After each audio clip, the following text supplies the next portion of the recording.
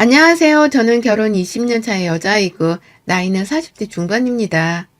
꽃다운 25의 나이에 시집을 와서는 참 많은 세월을 남편과 겪으며 부부로 살았어요. 그 세월이 한순간에 지나서는 제가 곧 쉰을 바라보고 있다는 게 감개무량할 지경이네요. 그런 마음으로 40대를 맞이했고 40대가 되어서도 다가올 미래를 멀리 들여다보면서 그리 살았는데요. 최근 1년간은 제가 참 앞을 내다보고 살 여력이라는 걸 가지지 못했었습니다.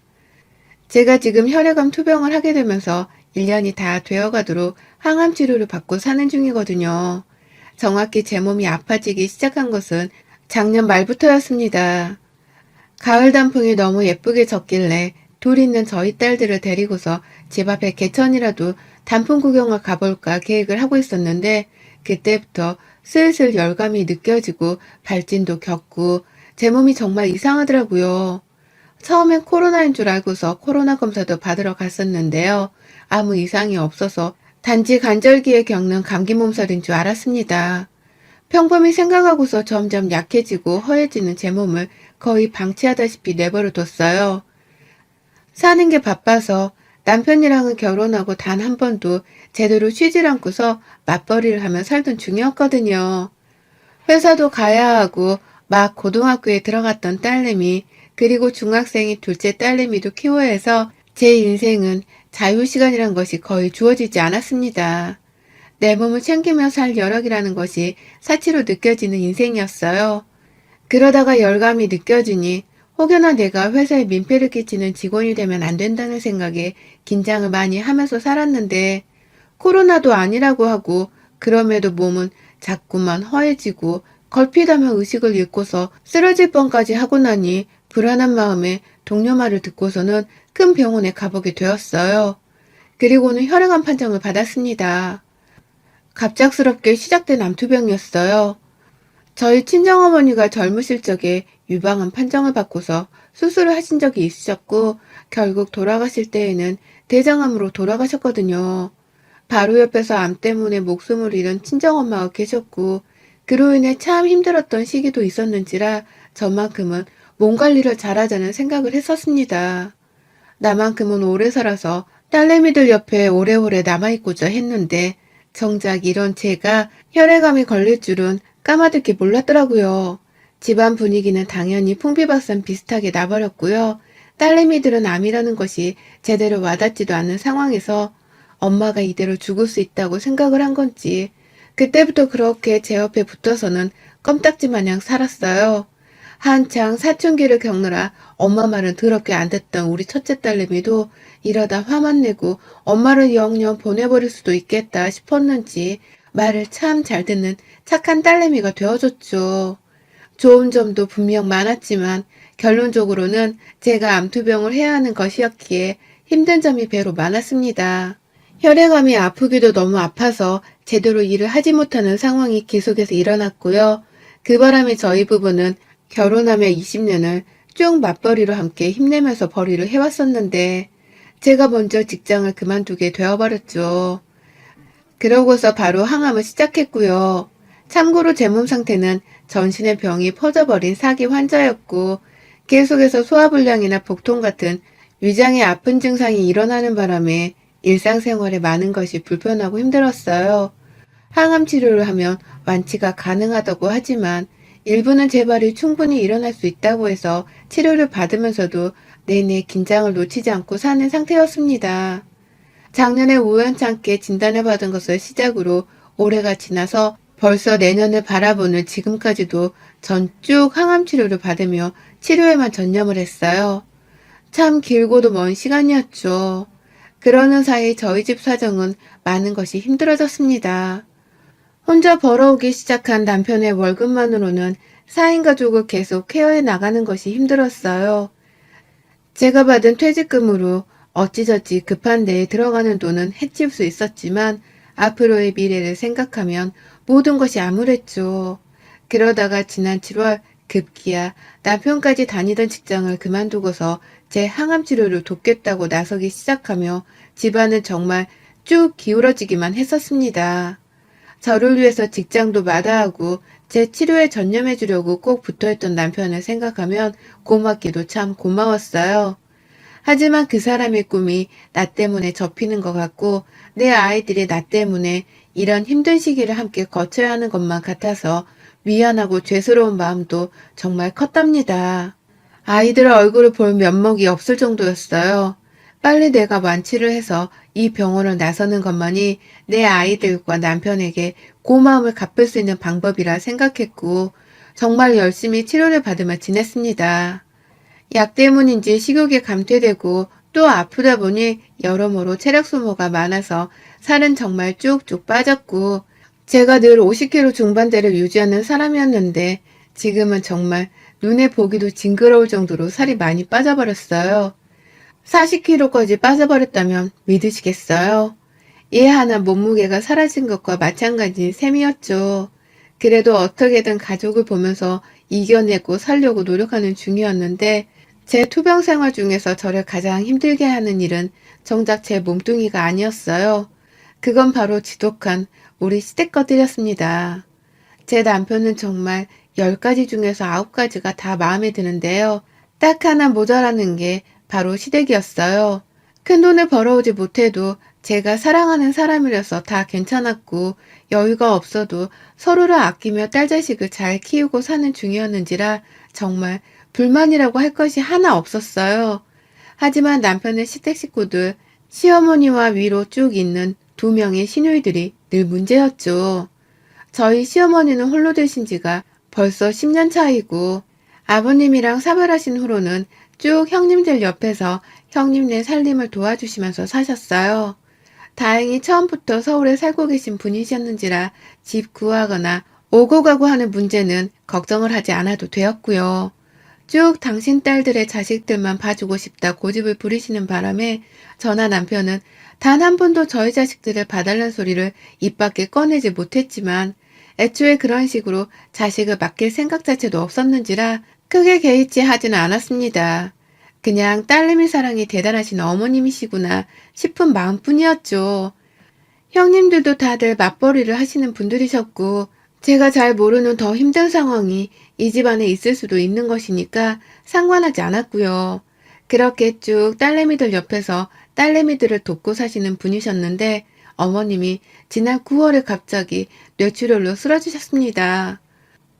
막 남편이 제 간병을 하겠다면서 다니던 회사도 그만두고서는 제 병원에 딱 달라붙어 제 항암을 돕고 있던 때였는데요. 어머님까지 갑자기 예고 없이 뇌출혈로 의식을 잃고 쓰러지신 바람에 제 남편은 제정신이 아니었어요. 저에 이어서 시어머니까지 온 식구들이 아픈 사람들을 뒤치다꺼리 한다고 아주 난리도 아니었죠. 남편은 당연히 저를 챙기다가 시어머니를 챙기면서 입원한 시어머니 병원에서 왕래를 하며 가장 바쁜 나날을 보냈고요. 그러는 와중에도 형님들은 자기 회사 출근을 하고 애들 키우는 게 더 바쁘고 중하다면서 단 한 번도 먼저 나서서 시어머니를 챙기려 하지 않더라고요. 시어머니가 의식이 계시고 건강할 때에는 자기 아이들 좀 대신 챙겨달라면서 온갖 부탁을 하며 시어머니께 도움을 받고 살더니만 어머님이 정작 쓰러지고 나니 도움을 주길 나몰라라 하는 겁니다. 딸내미란 것들이 말입니다. 충분히 자기 엄마를 챙기고 또 병원을 왕래하면서 간병을 해줄 수 있는 여력과 시간이 훨 많았음에도 불구하고 형님들은 하나같이 본인들 살기 바쁘고 힘들다는 말만 제 남편에게 꺼냈어요. 그리고는 늘상 남편에게 어머님을 좀 더 챙기고 보살피며 살아달라 부탁을 하셨죠. 마누라 암 항암을 돕느라 회사까지 그만두고 제 옆에 달라붙어 있던 남편에게 그런 부탁을 더한 것입니다. 그리고 남편은 참 미련스럽게도 그런 누나들의 말을 잘 듣겠다면서 자기 엄마를 향한 도리를 다 했고요. 자기 혼자서 2병원을 왔다리 갔다리 하면서 정말 힘들어했어요. 원래 아픈 사람보다 옆에서 간병하는 사람들이 더 힘들다고 하잖아요. 제 남편이 딱 그 꼴이었죠. 하나도 아닌 둘을 자기 스스로 도움 없이 챙겨야 하는 상황이었으니 말입니다. 게다가 직장까지 그만두고 나서 경제적인 어려움도 슬슬 겪어가는 와중이었는데 둘뿐이라는 형님들이 시어머니 간병에 나몰라라 하려고 하니 남편이 심적으로 상당히 부담스러워했어요. 그걸 저도 바로 옆에서 지켜봤고, 그래서 더더욱 내가 빨리 쾌유를 해서 남편에게 짐을 덜어줘야겠다는 생각을 하게 되었죠. 형님들을 향해서는 화도 많이 났었고요. 그러다가 장기간 입원을 하고 계시던 어머니께서 아주 무사히 그리고 다행히도 의식이 있는 채로 깨어나셨습니다. 지난 9월 말에요. 한동안 걱정이 많았던 저도 한시름을 놓겠더라고요. 남편도 내심 어머님이 무사히 깨어나신 것에 대해서 다행이라며 안도의 한숨을 내쉬는 것 같았고요. 그렇게 온 가족들이 어머님의 쾌유를 반가워하면서 이제는 짐 하나를 덜었다라고 생각을 하려 하는데 어머님의 상태가 이상했습니다. 거동이 상당히 불편해지셨더라고요. 혼자서 손발을 자유롭게 쓰셨고 또 밥이나 요리 같은 것도 혼자서 충분히 하실 정도로 독립적이긴 했지만요. 거동이 많이 불편해졌고 또 쓰러지실 때 머리를 좀 다쳐서 그런지 말투가 약간 어눌해지셨어요. 정신은 분명 또렷한데 말투 때문에 누가 옆에 달라붙어 있어야 위급한 상황이 생기더라도 어머님이 제대로 신고라도 하실 수 있을 정도였죠. 그러다 보니 남편이랑 저는 또 고민이 깊어져 갔습니다. 어머님을 당연히 본인 사시던 시댁으로 모셔다 드려야 하는 건데 형님들이 보나마나 어머님은 나몰라라 하고 보살피려 하지 않으실 것이 뻔했기 때문에 걱정이 되었던 것이죠. 그렇다고 저희 집으로 대뜸 어머님을 모셔와서는 함께 살 수는 없는 노릇이었고요. 제가 항암 치료를 받는 암 환자였기 때문입니다. 그런데 신우이는 참 당당하게도 저한테 엄마 못 모시니까 니들이 지금까지 해왔던 것처럼 좀 알아서 해주라. 일도 하고 애도 보느라고 내 몸이 진짜 10개라도 모자라다니까. 라면서 시어머니를 모시는 걸 거부했습니다. 큰딸이라는 여자가 자기 엄마가 쓰러져 거동이 불편한데 그걸 보면서도 어떻게든 옆에 있어줘야겠다는 생각을 안 하더라고요. 그러고서는 암투병을 받고 있는 제 얼굴을 당당하게 보면서 자기가 더 바쁘고 정신이 없다는 말을 아무렇지 않게 뱉어내는데 진짜 뭐 저런 게 다 있나 싶더라고요. 그런 큰딸의 막말에 이어서 둘째 딸이라는 둘째 형님께서도 언니만 바빠? 나도 직장 다니고 애 키우면서 바쁜 건 마찬가지구만. 넌 직장도 그만뒀고 이제 올케 간병만 하려고 집에서 쉬고 있는 거 아니야? 그럼 네가 시간적 여유도 더 있을 텐데 그냥 간병하는 김에 엄마 요양도 같이 해주면 되겠네. 라고 하면서 제 남편에게 다다닥 쏘아대더라고요. 마누라가 암투병을 하는 바람에 슬픔을 부여잡고서 직장까지 그만둔 남동생한테 시간이 남을 테니 한 사람 간병을 하는 김에 한 사람을 더 떠맡으라는 말을 아주 잘도 해댔어요. 누나란 것들이 하나같이 가족임에도 불구하고 나 몰라라 도와주려고 하지를 않았고 암투병이나 뇌출혈 같은 질병에 대해서 아주 사소한 것이라고 생각을 하는 듯 보였습니다. 그런 질병을 가진 가족들이 쉽게 겪을 수 있는 슬픔이나 경제적 어려움 같은 것에 대해서는 전혀 이해를 못하는 소시오패스들 같아 보였죠. 그러니 제 남편이 제 눈에는 더더욱 불쌍해 보였고요. 어쩌다 저런 인정머리 없는 누나들을 가족이라 뒀을까 싶어서 개탄스럽까지 했답니다. 하지만 반전의 문제는 또 하나 더 있었어요. 저희가 어찌저찌 해서 암투병을 하는 저하고 뇌출혈에 거동이 불편한 시어머니를 함께 붙여서 둘 수가 없다는 이유로 끝까지 시어머니를 모시는 걸 거부했고요. 그래서 남편이 총대를 메고 나서서는 시누이들이랑 언성도 좀 높여가다 결국 한 작은 요양병원에 모시기로 했거든요. 당연히 저희 남편이 시간이 많으니까 어머님 계실 병원을 더 자주 들여다봐야 하는 거라고 하면서 시누이들이 작정하듯 저희 집 주변의 병원으로 물색을 한 바람에 어머님 계시는 병원은 저희 집에서 딱 걸어서 15분 거리에 위치한 곳이었고요. 우리 집에 들이지 않는 것이 다행이다 싶기도 하면서 끝까지 우리 남편 고생을 더 시키겠다며 우리 집 근처의 요양병원을 찾아내선 들이게 한 시누이들이 너무 미웠는데 이제 보니 시어머니께서도 만만찮은 분이시더라고요.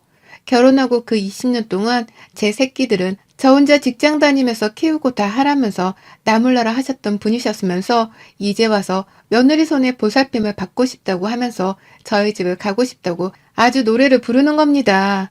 요양원은 사람 살 곳이 아닌 것 같다고 하시면서 말이죠.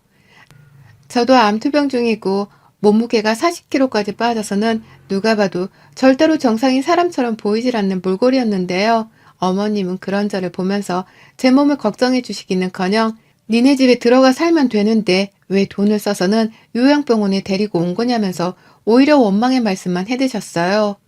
코로나 때문에 방문이 많이 힘들었는데 그걸 또 불만 삼아 언급을 하면서 너 혼자 아프면 다냐? 나도 아픈데 왜 너 혼자 아픈 척하면서 내 아들을 혼자 차지하려고 해? 라고 하시는데 어정쩡한 말투여서 다 알아듣긴 힘들었지만 어머님은 참 잘도 화를 내셨어요. 그러고는 이런저를 보살피는 남편을 향해서 제가 혼자 차지를 하려고 하는 거라는 말도 안 되는 억지를 부리셨죠. 시누이들에 이어서 시어머니까지 이 집안은 정말 여자들이 하나같이 미쳐버렸구나 싶어 환멸이 났습니다. 암투병을 하는 제 걱정은 그 중에 아무도 하지를 않는다고 생각을 하니 저도 이제는 더 이상 이 집안 여자들의 입장이나 처지를 생각해주고 싶지 않더라고요.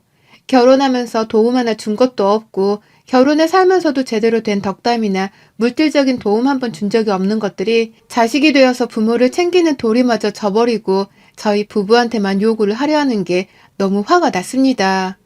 시어머니도 똑같으셨고요. 나도 고등학생, 중학생 딸들을 키우면서 바빠 죽겠는 와중인데 암투병을 하느라 어쩔 수 없이 이 모양으로 괴롭게 살고 있다는 것을 보여줘야겠다 싶었어요. 그리고 그 기회는 바로 찾아왔습니다. 그날 어머님이 오전에 저한테 전화를 하셨어요. 요양원에 안 오냐고 대뜸 첫마디부터 신경질을 부리시며 저와 남편을 찾길래 옆에 남편이 있음에도 불구하고 제가 어머님께 화를 좀 냈습니다.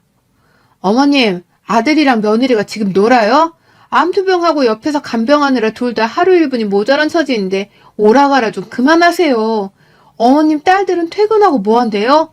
왜 사소한 방문까지 죄다 저희한테만 뭐라 그러세요? 라고 말이죠.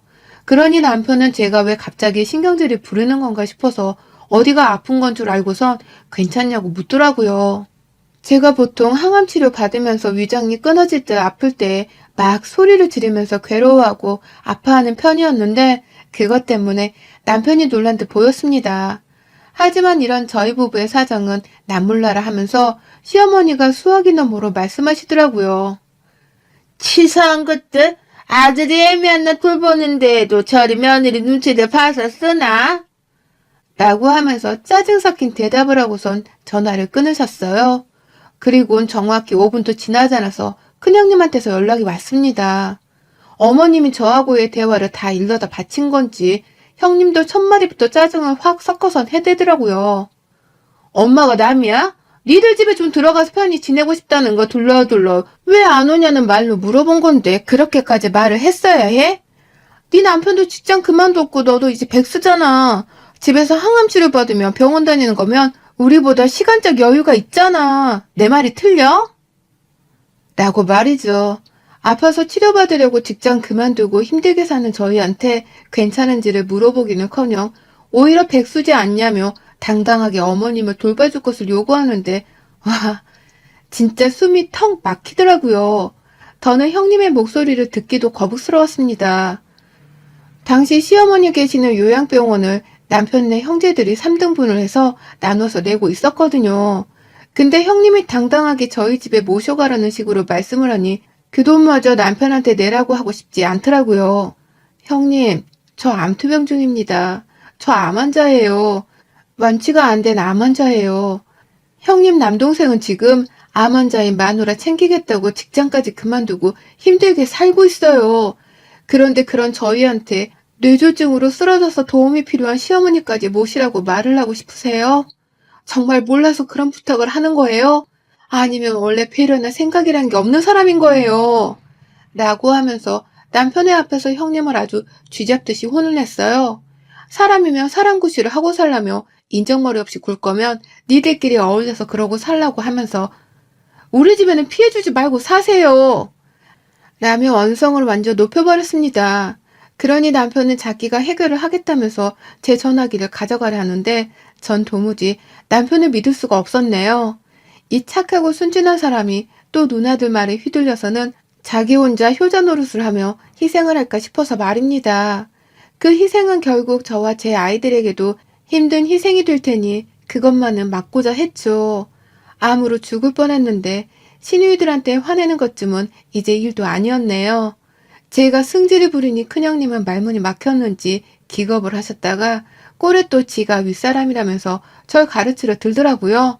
그러다 급기야 저를 향해서 네가 그러니까 암에 걸렸지 라고 하면서 해서 안 될 말을 꺼냈어요. 감히 암 환자한테 그딴 몰상식한 말을 꺼내면서 저를 이겨먹겠다고 한 겁니다. 그러니 저도 인정사정 더 봐줄 것이 없었습니다. 그래? 내가 이렇게 살아서 암에 걸린 거야? 그럼 너는 암 선고를 받기도 전에 뒤져버리겠네? 인생을 그따위로 사는데 하늘에서 너 같은 애한테 항암 치료를 할 수 있는 기회나 주겠어? 친정엄마한테 도움받을 건 다 받고 산 주제에 이제 와서 아픈 엄마한테 신경조차 안 쓰고 살려고 하는 네가 그러고도 맏딸이니? 네가 그러고도 딸이긴 해? 나 죽으면 니네 엄마 오든지 말든지 하라고 해. 나 죽기 전에는 눈에 흙 들어가도 당신 엄마는 내 집에 못 들어와. 당신도 마찬가지고. 라면서 전화를 끊어버렸어요. 남편한테는 뭐 이런 집구석에도 효자 노릇을 하려고 하냐면서 제발 정신 좀 차리라고 역정을 쏟아냈고요. 내가 죽기 전에 이런 꼴을 봐야 하는 거냐면서 나 이러고 죽으면 분에 터져서 관짝 안에 제대로 드러눕지도 못한다 하며 남편에게 억울해 죽겠다고 울부짖어 버리니 남편도 아차 싶었나 보더군요. 왜 죽는다는 소리를 하냐면서 저를 달래고 그런 일이 없도록 하겠다면서 굳은 결심을 하는데 이 남자를 믿어도 되나 싶었습니다. 그러는 사이 저는 시어머니께 도로 전화를 드려서는 거기서 평생 며느리 방문 한 번을 더 못 받아보시고 사세요. 아프신 분이 며느리 괴롭힐 여력은 있나 본데 살만 하신 것 같네요. 그럼 쭉 더 살아보시던가요. 라고 하면서 그 속을 더 뒤집어 놨습니다. 같이 아픈 사람이니까 이렇게까지 하려고는 안 했는데 아무도 저를 암 환자라고 배려해주지도 않고 이해해주려 하지도 않는 꼴을 보니 저 혼자서 시댁 식구들을 배려해줘가면서 살 필요가 없겠다 싶었죠. 그래서 할 말 못할 말을 다 끄집어 내가면서 제가 죽어도 억울해서 눈이 떠지는 일이 없도록 속 시원하게 말을 꺼냈습니다. 그러니 시어머니는 제 말에 제대로 대답도 못 해본 채로 전화 끊김을 당하셨고 시누이는 시누이대로 저한테 욕만 처먹고서 전화며 문자를 씹혔어요. 저는 제 항암 치료에만 힘쓰고 싶으니 제발 니들 식구들 목소리를 더 듣지 않게 해달라며 남편에게 애원을 했고요. 전 몰랐는데 그날 후 남편은 시누이들한테 반항을 하겠다고 급기야 시어머니의 요양병원 입원에 들어가는 비용을 일절 지불하지 않겠다고 선언을 했다더군요. 니들끼리 직장 다니는 중이니까 돈 벌어 잘 모셔보라고. 나는 직장도 그만둔 마당에 마누라 항암이나 잘 돕겠다고 하면서 그 말을 그대로 남기고는 시누이들한테서 잠수를 타버렸다는 겁니다. 그러고는 아예 누나들이나 엄마가 없는 듯 사는 것이 저나 저희 가족에게 좋을 것 같다면서 새 집을 알아보자고 이사 나갈 준비를 하는 거예요. 둘 다 직장을 그만둔 마당에 저희가 더 이상 서울 한복판에 살 이유가 병원 가는 것 말고는 없었고요. 그래서 결국 저는 남편의 말에 격하게 동의를 하고 환영을 했답니다. 아이들도 부모의 말에 잘 따라줬고 이대로 저희는 서울집 팔고서 지방 조용한 곳에 요양을 하며 살려고 해요. 집 팔고 난 돈으로 나중에 큰애랑 둘째 대학 학비로 써도 되겠다 싶고 말이죠. 그러면 서울에 있는 시모도 결국은 서울에 살고 있는 시누이들이 지들끼리 합심해서 돌봐줘야 할 테고 여러모로 저희 부부에게 좋은 점이 많은 선택이더라고요. 시누이들과 시모 때문에 엄격결에 서울살이를 도망치는 게 아닌가 싶기도 했지만 이렇게라도 떨어져 살아야 우리 정신건강에는 두고두고 좋을 것이라는 판단에서 내린 결정이었습니다. 그리고 그 결정을 이행하기 위해서 준비해 나가는 지금이 저희 가족들에겐 그 어느 때보다도 돈독스럽고 또 평화롭네요. 시누이네랑 시어머니는 어찌해야 할지 몰라 지금 아주 난리가 났겠지만 말입니다. 사과 전화라도 하면 시골집에 놀러는 오라고 해주려고요. 단 이것들이 사과 한마디 없이 입 싹 닫고서 나 몰라라 하면 저희도 정말 이대로 가족이고 뭐고 다 모르는 사람 취급을 하면서 우리나 잘 먹고 잘 살 생각만 하려 합니다. 저 진짜 얼른 완쾌해서 애들이랑 남편이랑 우리끼리 보란듯이 잘 살아볼래요. 여러분의 생각은 댓글로 남겨주세요. 오늘도 시청해주셔서 정말 감사합니다.